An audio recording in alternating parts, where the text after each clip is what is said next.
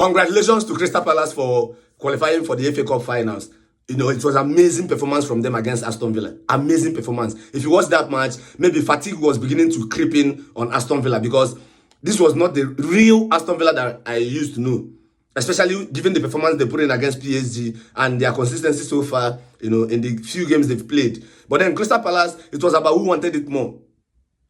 Seriously, about who wanted it more. And Crystal Palace has shown that they wanted it more. You know, look at the performances of Ebereze. Amazing player. In fact, it makes me wonder why a top team in the Premier League or even a foreign team is not coming for Ebereze. That guy has the class and the consistency to play for a top club without disrespecting Crystal Palace, honestly. But I feel Ebereze is a player that can play with Martin Odegaard, honestly. And then is a perfect replacement for Kevin De Bruyne.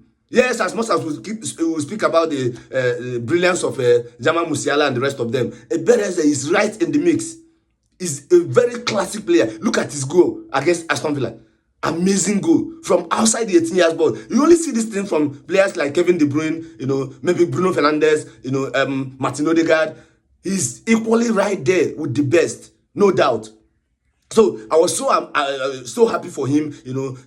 Remember that even in the FA Cup, Crystal Palace has been having a couple of near misses in the FA Cup. You know, series upon series of disappointment in the FA Cup and what have you.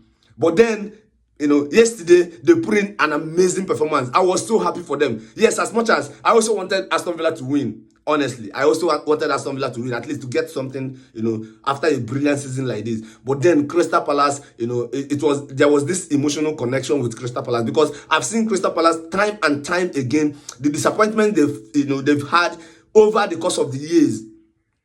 But then God of football smiled on them, beating Aston Villa 3-0. 3-0. And even Metete even missed a penalty. What was he thinking in that moment of the game? He even played the penalty in such a way that I'm not sure that penalty was on target. I think he missed it completely.